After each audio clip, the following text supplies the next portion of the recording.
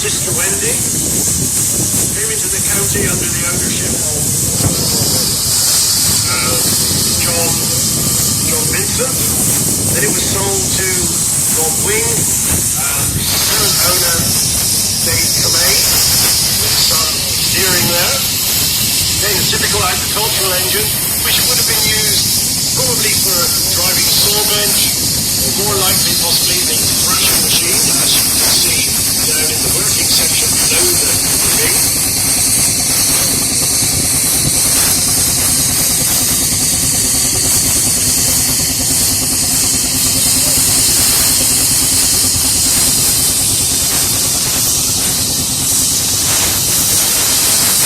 On the way is another roller, this time a Fowler, again made in Leeds. This one, in its working day, was fitted with tar spraying equipment.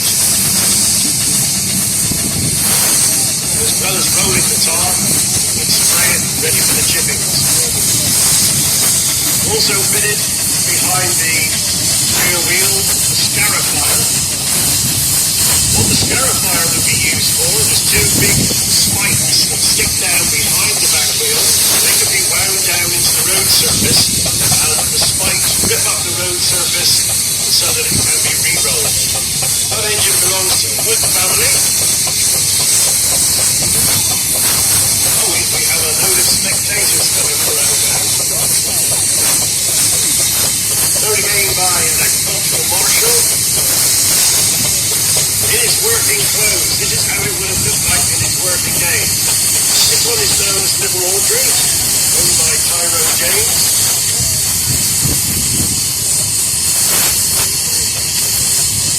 This one was used for thrashing in its working days. Does the job with the thrashing machine, and then everything is packed up, and the engine is used to move the thrashing machine and whatever equipment comes with it, like a baler or an elevator, that gets moved to the next farm, set up for the next job. Now we have an interesting machine coming in, an American engine, ex-Donovan. And as it goes around, you can compare this one with all of the other engines.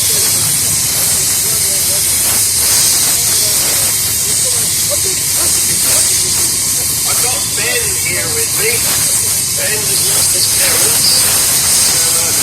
If anybody has lost a son called Ben, come up to where I'm speaking, which is at the beginning where the engines are coming into the ring, and Ben will be here. You don't have to come immediately. Ben's having a good time looking at all the engines.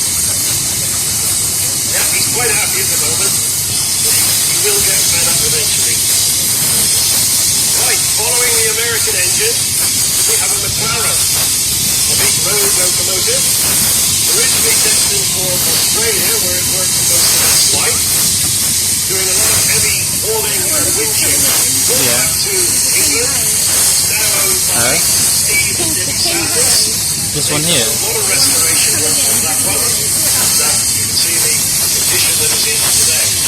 Just lending this engine along with Janet, possibly coming in next one, it's not They reenacted a scene that happened 100 years ago, towing a large lump of granite up through Penrith.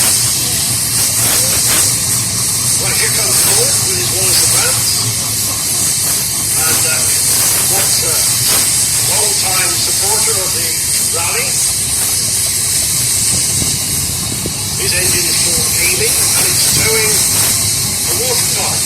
Now, of course, these engines run on water and coal, and if you haven't got a screen handy by when you need to fill up your tanks, it's very useful to have a spare supply in the water tank being turned behind the roller.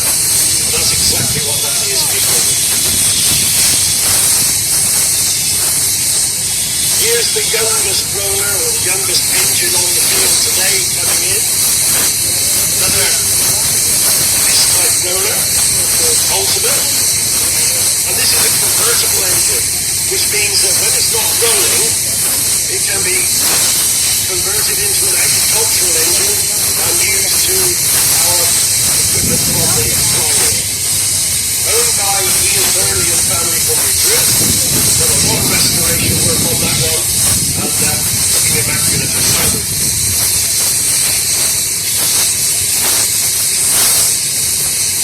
This is a dirty engine coming in now, but it goes miles and miles on the road, really worked hard, owned by Chris, who's driving it at the moment, or shall I say steering it. It's an ex-Dingles engine. Dingles were a firm of road rolling contractors in Cornwall. They own a lot of engines. Some of them are here today. This is one of them. And then you'll see it will stop. And you'll hear Nice, very smooth engines. If you were to hear this one on the road, well, you may well not hear it because it is so quiet. Compare it to this one that's coming along, the Aveling and Porter. The Aveling and Porter is what would probably be called the typical steam engine or steam roller. It's made in Rochester in Kent. 1900 this one was built. It's called Bess and it's owned by Richard and Maureen Eslick of Paddock. Single cylinder machine.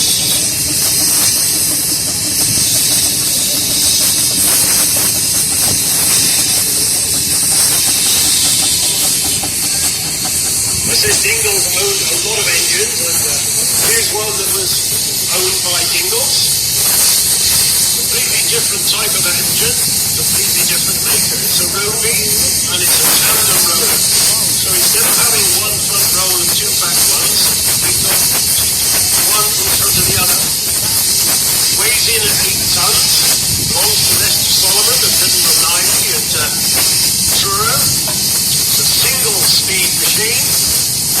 Tandem roller just coming up just behind this. Miles and miles Here, just behind this one.